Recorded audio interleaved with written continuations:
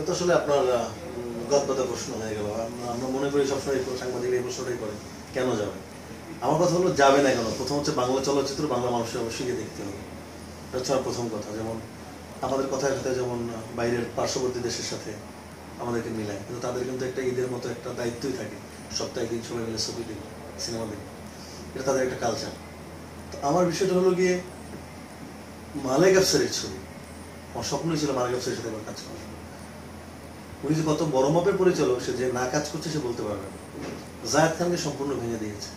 জায়েদ খানকে মানুষ কিভাবে দেখছে, চুলে কানে দুল, হাতে ব্রেসলেট, মডার্ন ড্রেসের এ যাবৎ কালে। সেখান থেকে কিন্তু সেই জায়েদের মডার্ন ফরম্যাটকে জায়েদ খানকে ভেঙে দিয়েছে। 3 মাস চুল দাড়ি কাটা হয়নি, চুল বড় হয়নি, দাড়ি বড় হয়নি, আরো 2 মাস উনি পিছিয়েছে। তেল মেখে 3 মাস 4 মাস ছাদের উপরে কালো বানিয়েছে, বলছে মেকআপ ছাড়া নর্মাল কালো চাই, আমি ফর্সা মানুষ, কালো করতে হয়েছে। তারা মনে করেন যে ছবিটার মধ্যে একদম গ্রাম বাংলার ঐতিহ্য, একটা মৌলিক গল্পের ছবি, স্টিল দেখছেন, এবং ফেসবুক বলেন, সালমালিক বলেন, সবার মধ্যে একটা অন্যরকম একটা উৎসাহ উদ্দীপনা কাজ করে যে অন্তর্জালা নিয়ে। কেন আজকে অন্তর্জালা নিয়ে অনেক বেশি আশাবাদী, 175টা হলের মতো হলে রিলিজ হচ্ছে। তো এটা তো তারই ফল প্রকাশ। এবং ছবিটার মধ্যে আমিও খুঁজে পাই না যে ছবিটার মধ্যে কি নাই, সবই আছে। সেন্টিমেন্ট, গল্প, একদম মফস্বলের ছেলের গল্প, আবার মান্না ভাইকে উপস্থাপন করা হয়েছে, পরিচালক থেকে উপস্থাপন করছে সম্মানের সাথে, আমাদের ছবিটা উৎসর্গই করেছে কিন্তু মান্না ভাইয়ের জন্য। তো এই সব কিছু মিলে একটা একটা সুন্দর একটা জিনিস কাজ করেছে এই অন্তর্জালায়। গানগুলো অসাধারণ। আর সবাই বলে যে জায়েদ খানকে, এই জায়েদ খানকে আগে কখনো দেখা যায়নি কেরিয়ার, মানে পুরো ভিন্ন এক জায়েদ খান। জায়েদ খানের লুক, গেট আপ, সবাই কাছে মানে ডিফারেন্স লেগেছে। এবং আসার সবাই উৎসাহ নিয়ে বসে আছে ছবিটি দেখবে 15 ডিসেম্বর হলে গিয়ে। আর সবচেয়ে বলছে অনেকদিন পর আমার ছবি, অনেকদিন পর মালেক আফসারের ছবি। মালেক আফসারি লাস্ট কিছুদিন সব স্টার নিয়ে কাজ করেছি। আমি তো আসলে বলতে গেলে একদম এখনো হাঁটিয়ে পার না, আমাকে নিয়ে কাজ করেছে, আমাদের পরিমণি। আর সবচেয়ে বড় কথা পুরো মফস্বলে গল্প, আমার জন্মস্থান পিরোজপুরে পুরো গল্পটা হয়েছে। এই ছবির মধ্যে মানুষ এখন তো ডিজিটাল যুগ, অনেকে তো 35-এর ছোঁয়াই পায়নি।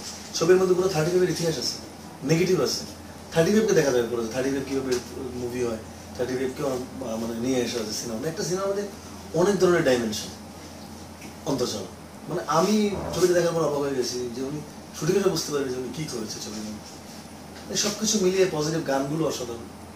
আর বিশেষ করে অন্তর্জাল যে গানটা, মান্না ভাইকে নিয়ে একটা গান আছে, এই সবকিছু মিলিয়ে আমার মনে হয় ইনশাল্লাহ একটা পজিটিভ দিক। এবং এই এখনকার একটা সুন্দর সময় শুরু হয়েছে, ভালো সিনেমাগুলো চলছে বেশ কিছুদিন ধরে, কিন্তু বাংলা চলচ্চিত্র এখন চলছে।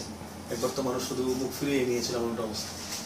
সেই ধারাবাহিকতায় মনে হয় ইনশাল্লাহ ছবিটা মানুষ দেখে নিরাশ হবে না, এটা আমার বিশ্বাস। জায়েদ খানকে জায়েদ খান নিজে বলেছে যে তার সে অনেক পরিশ্রম করেছে এটার জন্য।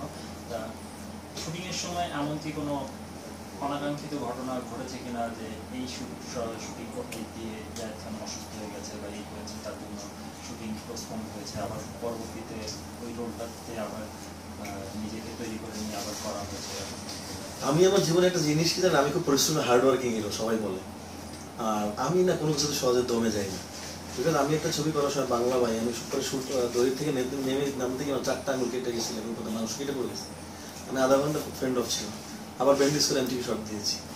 প্রেম করবো তোমার সাথে মুভির সময় শীতের মধ্যে আমাকে প্রায় 10 দিন কাদার মধ্যে রাখা হয়েছিল, প্রতিদিন সকাল থেকে রাত পর্যন্ত।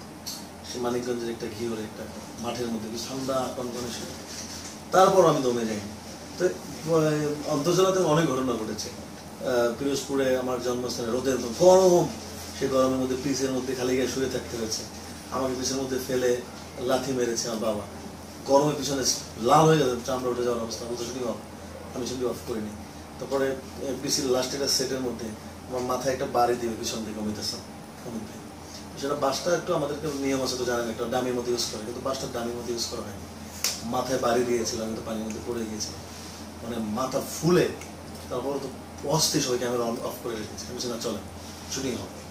এরকম ঘটনা কিন্তু অনেক অনেক অনেকখানি ঘটে। আর একটা মজা রয়েছে না, আমরা সিনেমা হলের সামনে, আমার এলাকায় জনতা সিনেমা হল, যেখানে আমি সিনেমা নিয়ে বড় হয়েছি, সিনেমা হলের গল্প, ওখানে বাঁশ দিয়ে প্রায় 40 ফুট উপরে আমাকে ফাঁসিতে ঝুলাইছে। তো দড়ি তো সবাই একটু লুজ করে দেখে, দড়ি না হঠাৎ করে বেজে গেছিল পিছনে। আমার যদি 5 থেকে 2 মিনিট এদিক ওদিক হয়, আমার কিন্তু ফাঁসিতে ঝুলে যায় অনেকক্ষণ। ছবি দেখতে পাবেন যে ছবির মধ্যে আমাকে ফাঁসিতে ঝুলিয়ে রাখা আছে অনেকক্ষণ। তো এগুলো কিন্তু একটা রিস্কি শটগুলো হয়েছে কিন্তু, এবং এগুলো কিন্তু মানে খুব ডেঞ্জারাস। তো ঘটনা ঘটেছে। তো সবকিছু চড়াই উতরে পার করেছে যে শুধু একটা ভালো কাজ উপহার দেওয়ার জন্য। আমি কি করতে পেরেছি কি না করতে পেরেছি এটা বলবো না, এটা আসলে দর্শক বলবেই। বাট আমার ভেতর থেকে পরিচালক সম্পূর্ণটুকু বের করে নেওয়ার চেষ্টা করেছি। আমি পুরো কাদামাটির মতো ওনাকে ছেড়ে দিয়েছি।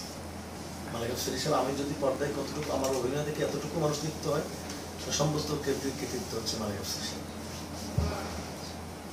Thank you very much. রায়কারী বড় হয়েছিল আসসালামু আলাইকুম। কোন জায়গায় আপনার? কুমারখালী নুরু আসলে নুরু তো নুরুবড়ি দেখলো তোমার গাড়ি দেখলাম রাজন আছে তাই গেল, কারণ কই গেল খুঁজে পাই না। সাগর সিংকে লিখতেন আমাকে এই করতেন মানে behind the scenes। ফুটেজগুলোর বিহাইন্ড দ্য সিন কিছু না, আমরা তো ফুটেজ পাইনি। আপনারা এই ট্রেলার থেকে এটা নিয়ে নেবেন, একটা মনে হয় trailer থেকে। গান গান গান দিচ্ছে না, না, গান দেখবেন। চ্যানেলে দিবেন না গান, সময় আছে নাকি? একটু পরে ছাড়বো, 20 তারিখ। আমি এদেরকে বিদায় করে আপনি তো 10-20 শেষ করবেন। বিষয়টা বলবেন নিয়ে বলে দিই। এই যে একটা ক্যালকুলেটর নিয়ে কয়টা 1200 আছে, কয়টা 1000 আছে, মোট কত টাকা আছে, এটা একটা আগে মোট ট্যাক্স এখানে